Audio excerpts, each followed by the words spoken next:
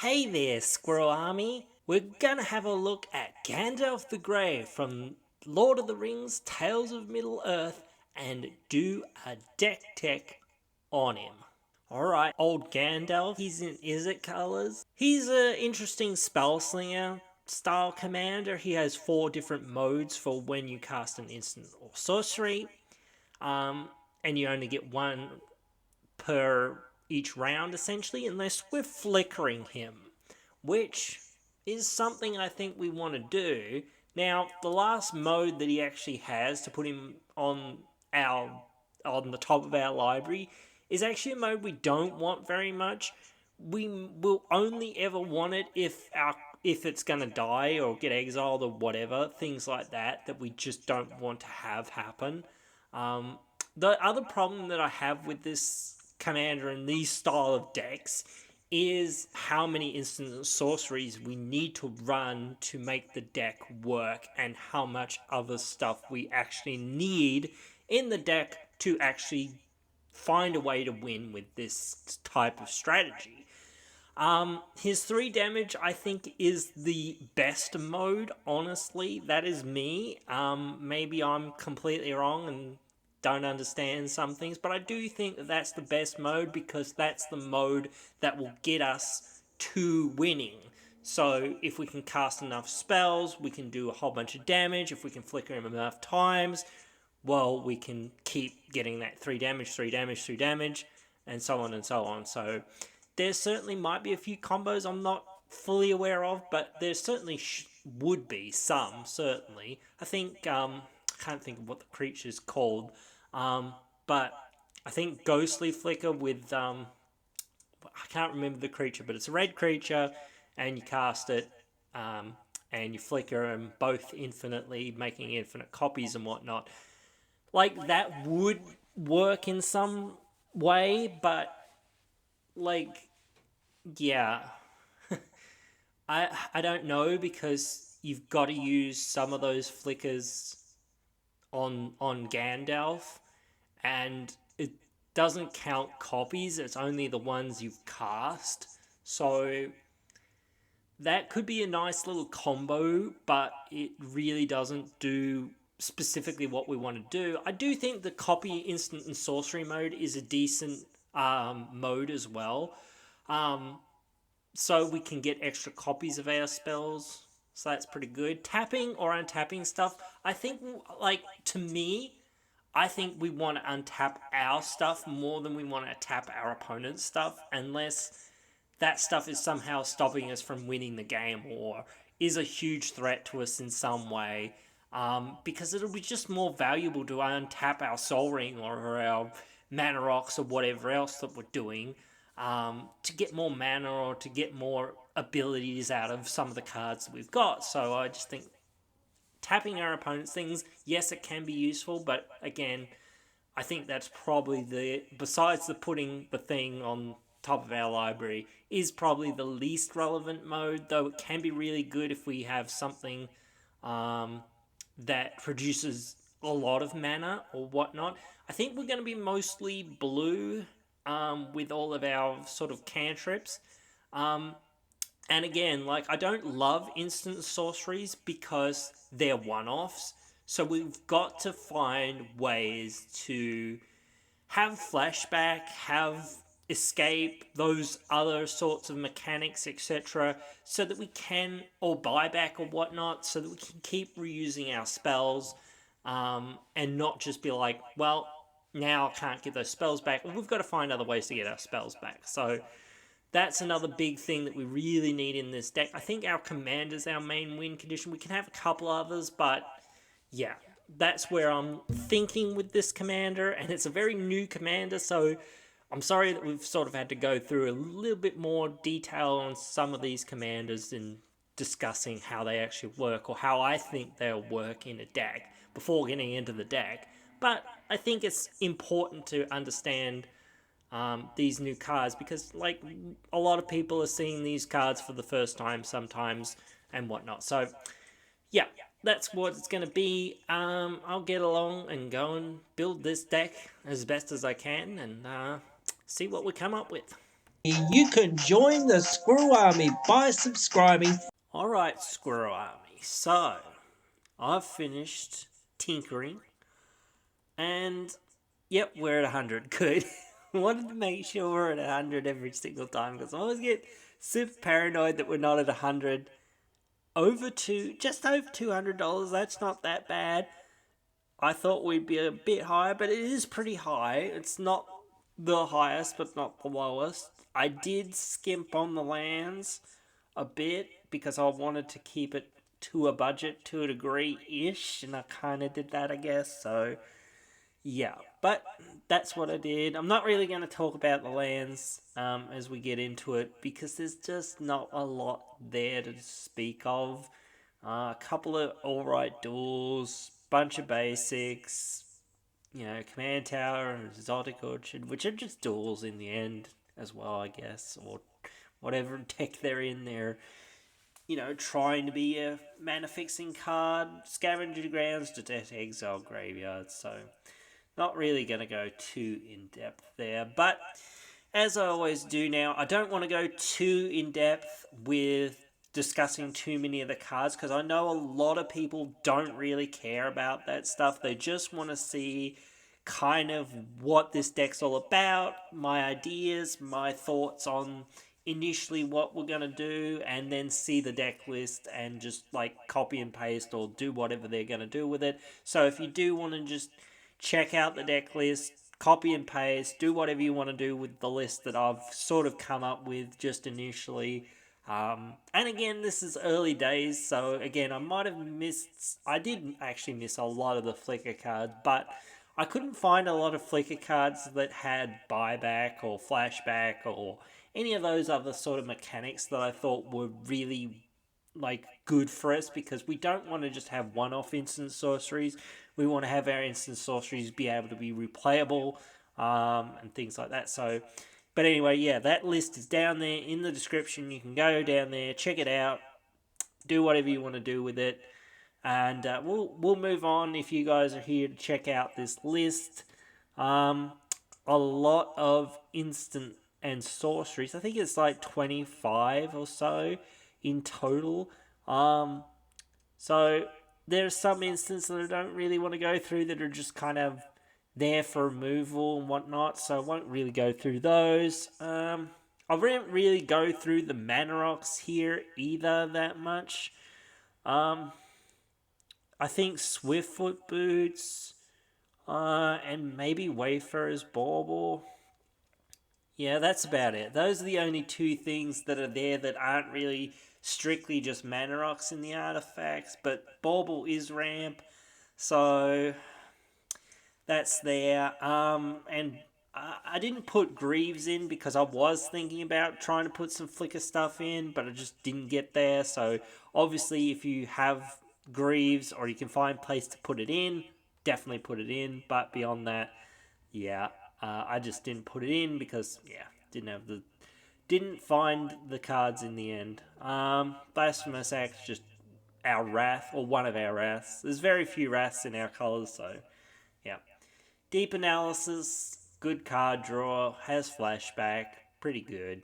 Faceless Looting, same thing, card draw, has flashback, that's pretty good.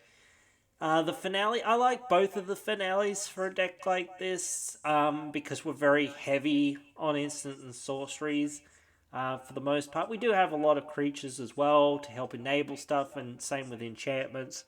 And all of our artifacts are here for ramp, so it's still really useful. Get stuff back from our graveyard. Yes, a lot of our stuff has flashback or whatnot, but not everything does. But still, we can get back spells for cheaper and whatnot and get more effects out of them or whatnot. So there's a few things that it kind of does. Plus, it gives us extra advantage when we hit the 10 mark. So copying them extra times. I was thinking about Mnemonic Deluge in the deck, but I don't know. I think this beat it out. So that's where I was at with that. The Revelation, putting things back in our library is really good. As well, not just casting them is a lot better, but putting them back into our library and drawing more cards is still really good. We don't want to mill out. I think this is a card that I kind of thought, well, what if we were going to mill out or close to milling out? We want to put our graveyard back in, that sort of thing.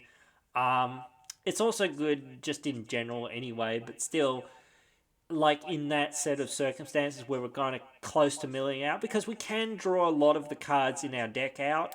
So we might almost mill ourselves out and just being like, well, at least I can shuffle a bunch of those cards back in my graveyard and draw a whole bunch of cards and whatnot. So keep the gas flowing, kind of thing. The refrain, I like these cards because they keep going off every couple of turns and whatnot, and you get that extra value out of them. Plus, you do technically cast them when they come off suspend, so that's a free trigger every third turn and whatnot. That we could well and truly easily use. Plus, it's a decent spell for card draw. The other one for mana is pretty good because it's not just inconsistent. Here's some mana. Maybe you can use it. Maybe you can't. If you've got 2 or 3 turns to go, okay, cool. In 2 or 3 turns, I'm going to have, 3 or 4, 5 mana or whatever it is. Well, now I can plan for it. Like every turn I can go, okay, cool. In 3 more turns, in 2 more turns, in what, I can go, cool. I can get that mana. But yeah, I'll talk more about it. I'll keep talking about it. But whatever. Inferno, like, this is like one of our win conditions on a spell. We want to shoot our opponents for a whole bunch of damage. Sometimes it doesn't work out that way, but that's what I've put it in here for, to try to kill our opponents with burn damage. So that's pretty good. Mortars, it's a smaller board wipe, but it's still a board wipe for our opponent's stuff and not ours. Plus, it's a sorcery or whatnot, so it works with what we're doing. So that's pretty good. I still think it's a pretty decent spell in some decks if you've not got much other options. Like if I had the budget or whatnot to put Cyclonic Rift in here, I probably would have done. But I didn't really think I had the budget for it, so just didn't. Even though I went over $200, but still. Mizzix's Mastery, the Overload is the best way to play this. Like a lot of overloads, they're better when you actually play them for their overloads. We get to cast all of our instant sorceries from our graveyard essentially for free when we play it. So that's really powerful, and we can get lots of different effects off of casting all of our instant sorceries that are in our graveyard at once. It can get really hectic, and plus we get to cast them for free essentially, so that's real good. The Retrieval, it's one of the more low end spells, I guess, from in the deck, but it's another instant or sorcery that does something that we kind of want to do. Plus, it's an instant or sorcery, so it works with what we're doing, so we get that extra trigger. When we do cast it, or when we flashback it, or whatnot, or when we copy it with something else, or whatever. Plus, again, we can copy it with our commander when it's in the graveyard as well, so we can get 2 things back, or whatnot. Or when we cast it, we can get 2 things back. So that's really powerful as well. Plus, again, you think about like something like Giant's Inferno. If we copy it and we don't have quite enough damage or whatnot, suddenly we turn 15 damage into 30 damage, so that's really strong. But anyway, that's another little thing that you can think about. Like, if you copy some of these spells, it can be better. The other Red Twilight, I don't know whether I looked at the Blue Twilight, but I can't remember kind of what it does. But I thought this one was pretty decent because no, not everyone plays a whole bunch of mana rocks, but some decks do, like our deck does. But we can easily destroy people's main artifacts that we don't want them to have and whatnot, and get a copy of them for ourselves, so we can help ourselves as well as hinder our opponents. So I thought that's really good and probably worth our time. The Refrain, I was talking about it before, getting that extra mana every other turn and whatnot, so strong. Being able to plan around it and being able to get that free cast trigger is really nice. Scarrow Possibilities, I like this card for this deck because, again, flashback's pretty good. Scry 2 draw a card for 2 isn't too bad. Plus, again, we can copy this with our commander, or we can copy it when we flash it back, or we can copy it in other ways. We can get lots of different value off spells like this when we do copy them. So it can be well worth to copy things, definitely. I won't talk about like the counter spells that are in here, so I'll just talk about some of the other card draw and stuff that's in here. Big score. It's a looting sort of effect. You have to discard a card. Mostly we'll just discard lands or mana rocks or stuff we just don't want or don't need at the time, or if something has a good flashback, like a cheaper flashback or whatnot. Or just something that's not useful for us at the time. Then we get to draw 2 cards and make 2 treasures. So it kind of costs 2 less. So that's kind of alright. Mainly, we care that we get the treasures as well because we can utilize treasures. So that's pretty good. Chaos War. Chemist's Insight, more like a lot of our card draw, not all of it, but a lot of our card draw is on instant and sorceries, but those instant and sorceries have flashback, buyback, blah blah blah, all that sort of stuff. So they're not one-off. That's what I try to avoid, that one-off just card draw, and that's why like we've got those suspend spells, because they're not just one-off. Yeah, sure, someone can counter them or whatever, but for the most part, if they stay on going and doing what they're doing, we're going to keep getting value. Comet Storm, here to be a win condition for us. We can just do a whole bunch of damage to our opponents, or we can just do a whole bunch of damage to creatures if we really, really need to.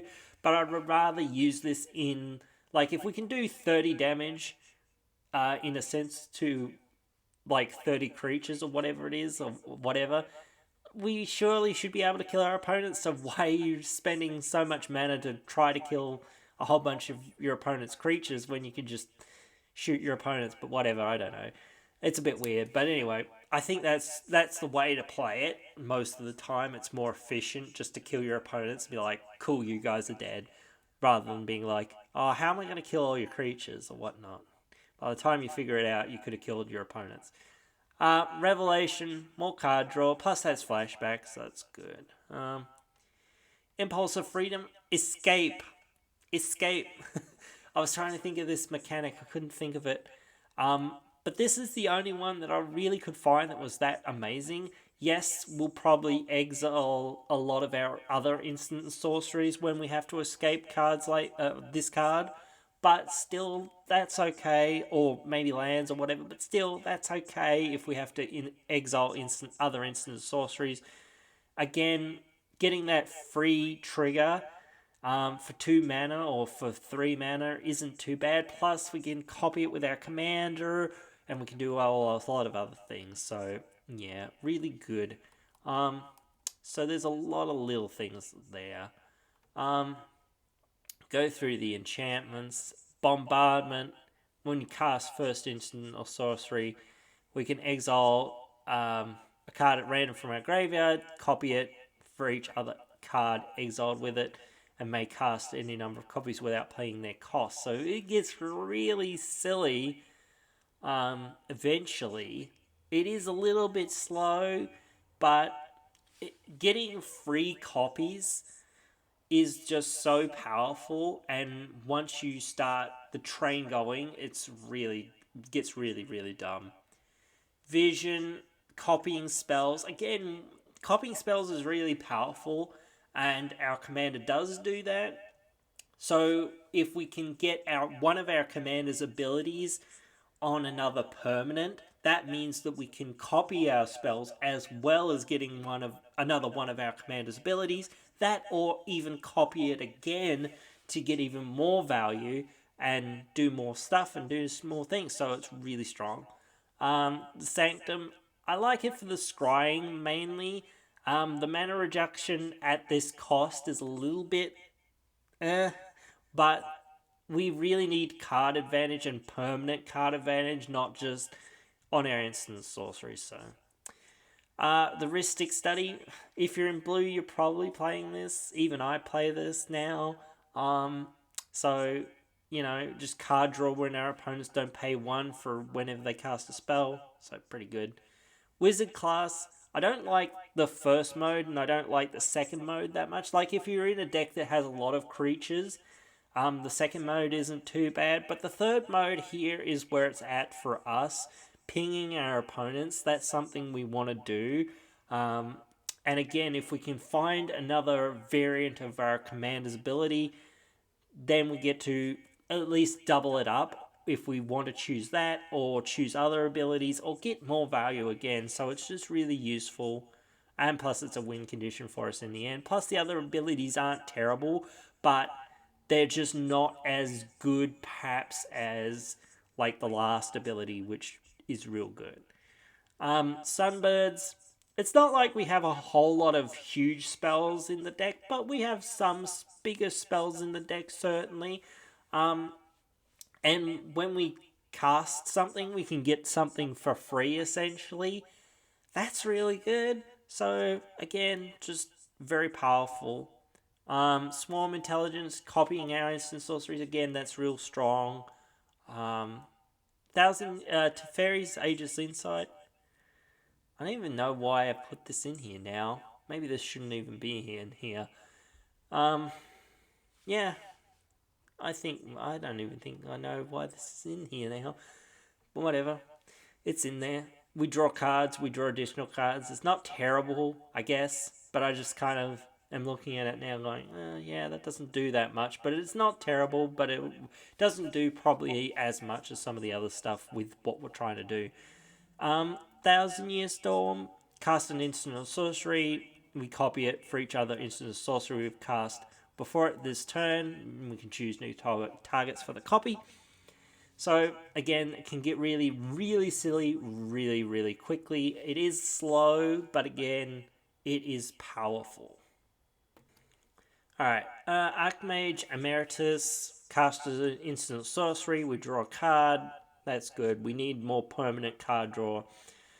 The Baral, he's mainly here for the mana reduction. Like, he does do stuff if we counter spells, but like, we do have some counter spells, but we don't have a lot of them. We have some, but not a huge amount, so it's not that relevant. I like Bergie for the mana. Sometimes you'll cast the Horn, though I don't really tend to. I think the mana is really good. Plus, you don't lose it as steps or phases end, so if you cast it in somebody else's turn and whatnot or whatever, and you've kind of forgot about it for a minute, you can go, oh yeah, it's still there. The Channeler, scrying 1's good. We need more card advantage in the deck and more permanent stuff. The Field and the Archer, both here to do damages to our opponents when we cast instant sorceries. Gale, we get the opposite of whatever we cast from our graveyard, so that's pretty good. So we cast an instant, we get a sorcery back. That's pretty good, to recast things and recur things and whatnot, so can be very useful. The Electromancer reduces our mana cost of spells. Gutter Snipe, here to do mass damage to our opponents. Harmonic Prodigy, our commander, and a lot of the cards that are in our deck are wizards, so whenever their abilities trigger, they trigger an additional time. The prowess on it, not relevant really, but it's an interesting ability, so can be useful in some circumstances. The Fire Breather, here to do damage. Crack, copying our spells is just so good, and even if we don't copy our spells, getting our spells back to hand isn't too bad either. So, not terrible. Mizzix reduces the mana of our spells, so pretty good. The Dominus, here to do help our stuff that's doing damage to our opponents deal more damage, because most of the damage we're doing is non-combat damage. We're not an aggro deck in this deck, so I don't know what's going on. But yeah, definitely that's kind of where we're at with this one. Stormkin, here to make treasures for us when we cast instant sorceries. That's pretty good. The reality chip here for card advantage and whatnot, so that's pretty good. Alchemist for damage. Torbrun, almost all the stuff that's doing damage to our opponents is red, and just doing 2 extra damage is pretty darn good. So, plus Varen, I don't care about the Magecraft here either. That can be a thing sometimes, but not a lot in this deck. But just getting those additional triggers and whatnot on permanents when we cast instant sorceries is pretty strong. We do have a few permanents that do trigger it, so that is well worth it and can do a whole lot for us. So, yeah, there is that. There are a few other cards that are in the deck here and there, but I'm not really gonna go through it. Like I said, lots of mana rocks, lots of counter spells and removal that we didn't really cover, whatnot. But that is the deck. That is the list here. And I didn't go through the lands and whatnot, but yeah, overall, I'm pretty happy with it. Maybe I could have taken out the Teferi's Aegis Insight, but I just realised it halfway through. But I didn't. I don't know what to really replace it with. Maybe another spell of some sort. Though most of the spells I was starting to hit the dregs, honestly. But you guys can let me know what you think of another spell that I could potentially put in here. It's not a perfect list. No list ever is, really. So, yeah, but whatever. Hope you have enjoyed. Hope you will join me again in the next one.